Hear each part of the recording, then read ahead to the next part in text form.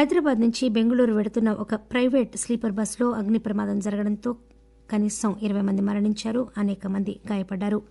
కర్నూలు జిల్లాలో ఒక మోటార్ బైక్ను ఢీకొన్న అనంతరం బస్సులో మంటలు చెలరేగినట్లు తెలుస్తోంది. కల్లూరు మండలం చిన్నట్టేకూరు గ్రామం సమీపంలో ఈ ప్రమాదం జరిగింది. కొద్దిమంది మాత్రమే ఎమర్జెన్సీ ఎగ్జిట్ ద్వారా కాలిన గాయాలతో బయటపడ్డారు. 2 డ్రైవర్లతో సహా బస్సులో 41 మంది ప్రయాణిస్తున్నట్లు కర్నూలు జిల్లా కలెక్టర్ డాక్టర్ ఏ సిరి తెలియజేశారు. రాష్టపతి ద్రౌపది ముర్ము, ఉపరాష్టపతి సిపి రాధాకృష్ణన్, ప్రధానమంత్రి నరేంద్ర మోదీ ప్రమాదంలో ప్రాణనష్టం పట్ల తీవ్ర దిగ్భ్రాంతి వ్యక్తం చేశారు. మరణించిన వారి కుటుంబాలకు 2 లక్షల రూపాయల చొప్పున, గాయపడిన వారికి 50,000 రూపాయల చొప్పున ఎక్స్గ్రేషియా చెల్లించనున్నట్లు ప్రధానమంత్రి ప్రకటించారు. ప్రధానమంత్రి జాతీయ సహాయ నిధి నుంచి ఈ ఎక్స్గ్రేషియాను చెల్లిస్తారు. ఆంధ్రప్రదేశ్ ముఖ్యమంత్రి చంద్రబాబు నాయుడు కూడా ఈ ప్రమాదం పట్ల తీవ్ర ఆవేదన వ్యక్తం చేసి గాయపడిన వారికి మెరుగైన చికిత్స అందించాలని ఆదేశించారు. ఆంధ్రప్రదేశ్లోని మన్యం ప్రాంతాలలో ఏనుగుల కదలికలపై నిరంతర నిఘా ఏర్పాటు చేయాలని ఉప ముఖ్యమంత్రి కె పవన్ కళ్యాణ్ అధికారులను ఆదేశించారు. గుంటూరు జిల్లా మంగళగిరిలోని క్యాంపు కార్యాలయంలో జరిగిన రాష్ట్ర వన్యప్రాణి బోర్డు స్టాండింగ్ కమిటీ సమావేశంలో ఆయన నిన్న పాల్గొన్నారు. ఈ సమావేశంలో రాష్ట్ర పరిధిలో వివిధ అభివృద్ది కార్యక్రమాలకు తీసుకోవాల్సిన అటవీ అనుమతులు, ఉత్తరాంధ్ర ప్రాంతంలో ఏనుగుల దాడులను తగ్గించేందుకు తీసుకోవాల్సిన చర్యలపై చర్చించారు. ఈ సందర్భంగా ఉప ముఖ్యమంత్రి మాట్లాడుతూ పార్వతీపురం మన్యం జిల్లా సరిహద్దు ప్రాంతానికి ఒడిశా వైపు నుంచి వస్తున్న ఏనుగుల సమస్యను నివారించేందుకు తీసుకోవాల్సిన చర్యలపై దృష్టి సారించాలన్నారు. రాష్ట్రంలో కనిపించే తిరుమల లిమినియేసి బ్లూ టైగర్ సీతాకోక చిలుకను రాష్ట్ర సీతాకోక చిలుకగా గుర్తించాలని జాతీయ వన్యప్రాణి బోర్డుకు ప్రతిపాదన పంపనున్నామని తెలిపారు. బంగ్లాదేశ్లో చిక్కుకుపోయిన ఆంధ్రప్రదేశ్ మత్స్యకారులను త్వరలోనే స్వస్థలాలకు తీసుకువస్తామని ప్రవాసాంధ్రుల సాధికారత శాఖ మంత్రి కొండపల్లి శ్రీనివాస్ తెలిపారు. చేపల వేటకు వెళ్లి బంగ్లాదేశ్ కోస్ట్ గార్డులు అదుపులోకి తీసుకున్న విజయనగరం జిల్లా మత్స్యకారుల విషయంపై విదేశీ వ్యవహారాల శాఖ అధికారులతో సంభాషించామని మంత్రి ఒక ప్రకటనలో వెల్లడించారు. ఆంధ్రప్రదేశ్ తెలుగు ప్రవాస సంఘం ఏపీఎన్ఆర్టీ ద్వారా బంగ్లాదేశ్లోని భారత రాయబారి కార్యాలయంలో ఉత్తర ప్రత్యుత్తరాలు ప్రారంభించామని తెలిపారు. ఆ దేశంలోని భారత హైకమిషనర్ ప్రణయ్ వర్మతో ఫోన్లో మాట్లాడామని, మత్స్యకారులు వాంగ్లా పోలీస్ స్టేషన్లో ఉన్నట్టు భారత హైకమిషన్ గుర్తించిందని చెప్పారు. మత్స్యకారుల కుటుంబ సభ్యులు ఆందోళన చెందవద్దని, ప్రభుత్వం అన్ని రకాల చర్యలు తీసుకుంటుందని మంత్రి పేర్కొన్నారు. ఆంధ్రప్రదేశ్కు పెట్టుబడులు సాధించే కృషిలో భాగంగా యునైటెడ్ అరబ్ ఎమిరేట్స్ యుఏఈలో పర్యటిస్తున్న ముఖ్యమంత్రి నారా చంద్రబాబు నాయుడు నిన్న అబుదాబి సందర్శించారు. ఇంధన, సాంకేతిక రంగాలకు చెందిన పలువురు ప్రముఖులతో ఆయన సమావేశమయ్యారు. అబుదాబి నేషనల్ ఆయిల్ కంపెనీ ప్రతినిధులతో కీలక సమావేశం నిర్వహించారు. దక్షిణాసియాకు చేరువగా సుదీర్ఘ తీర ప్రాంతం కలిగిన ఆంధ్రప్రదేశ్ ఇంధన రంగంలో పెట్టుబడులు పెట్టేందుకు అత్యంత అనుకూల రాష్ట్రమని, ఈ రంగంలో పెట్టుబడులకు అపార అవకాశాలు ఉన్నాయని వారికి చంద్రబాబు నాయుడు వివరించారు. అనంతరం Abu Dhabi chamber of commerce chairman Ahmed Jasim, G42 ప్రధాన కార్యనిర్వహణాధికారి మన్సూర్ అల్ మన్సూరీతోనూ చంద్రబాబు నాయుడు సమావేశమయ్యారు. రాజధాని అమరావతిలో క్వాంటమ్ కంప్యూటింగ్ సేవలు వచ్చే జనవరి నుండి అందుబాటులోకి వస్తాయని, సాంకేతిక రంగంలో కొత్త అవకాశాలకు అమరావతి కేంద్రంగా మారుతోందని ఈ సందర్భంగా వారికి చంద్రబాబు నాయుడు వివరించారు.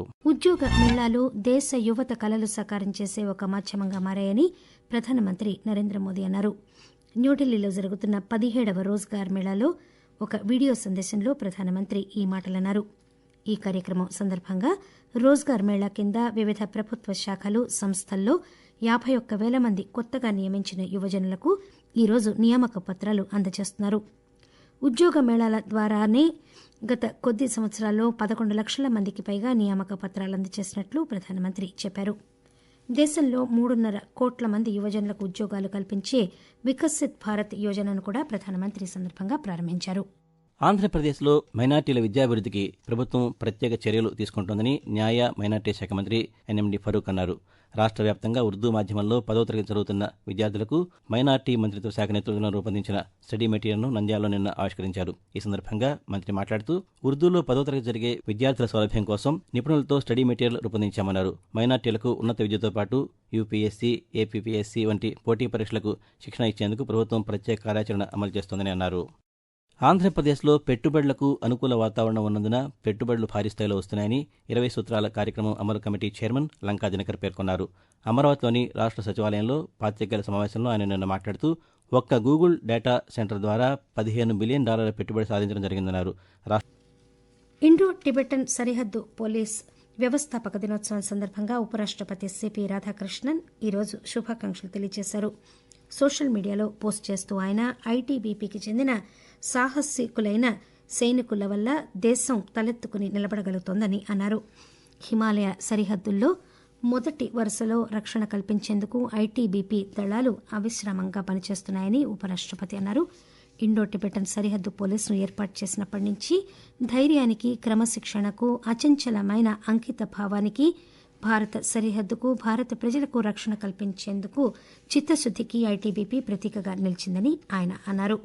అవిశ్రాంతంగా నిఘా వేసి ఉంచడం వల్ల, మానవతాపరమైన సేవలు అందించడం ద్వారా దేశ భద్రత పట్ల, సమగ్రత పట్ల ప్రతి ఒక్క పౌరుడిలో విశ్వాసాన్ని ఐటీబీపీ నెలకొల్పుతోందని కూడా ఉపరాష్టపతి పేర్కొన్నారు. భారత్, అమెరికా తమ వాణిజ్య చర్చల్లో గణనీయమైన ప్రగతి సాధిస్తున్నట్లు కేంద్ర వాణిజ్య, పరిశ్రమల శాఖ మంత్రి పీయూష్ గోయల్ తెలియజేశారు. దూరదర్శన్కి ఇచ్చిన ఇంటర్వ్యూలో మాట్లాడుతూ పీయూష్ గోయల్ ఇరు పక్షాలు చురుగ్గా చర్చల్లో పాల్గొంటున్నాయని, భారత్కి, అమెరికాకి చెందిన బృందాలు చర్చల్లో ప్రగతి కోసం అవసరమైన క్షేత్రస్థాయి కృషి చేస్తున్నాయని చెప్పారు. రెండు దేశాలు సమీప భవిష్యత్తులోనే ఒక వాణిజ్య ఒప్పందానికి రావచ్చని ఆయన ఆశాభావం వ్యక్తం చేశారు. భారత, యూరోపియన్ యూనియన్ స్వేచ్ఛా వాణిజ్య ఒప్పందం, ఇతర వాణిజ్య సంబంధమైన అంశాలపై చర్చించేందుకు కేంద్ర మంత్రి ప్రస్తుతం జర్మనీలో పర్యటిస్తున్నారు. గగన్యాన్ టెస్ట్ ఫ్లైట్ మిషన్లో 90% పని ఇప్పటికే పూర్తయిందని భారత అంతరిక్ష పరిశోధనా సంస్థ చైర్మన్ డాక్టర్ వి నారాయణన్ తెలియజేశారు. డిసెంబర్ మొదటి వారంలో గగన్యాన్ యాత్ర జరిపేందుకు తాము సిద్దమవుతున్నట్లు ఆయన చెప్పారు. బెంగళూరులో నిన్న విలేకరులతో మాట్లాడుతూ డాక్టర్ నారాయణన్ సిబ్బందిని తీసుకువెళ్లే module, escape system, parachute module, communication వ్యవస్థలు మొదలైన ఉప వ్యవస్థలపై ఇంతవరకు నిర్వహించిన అన్ని పరీక్షలు విజయవంతమయ్యాయని తెలియజేశారు.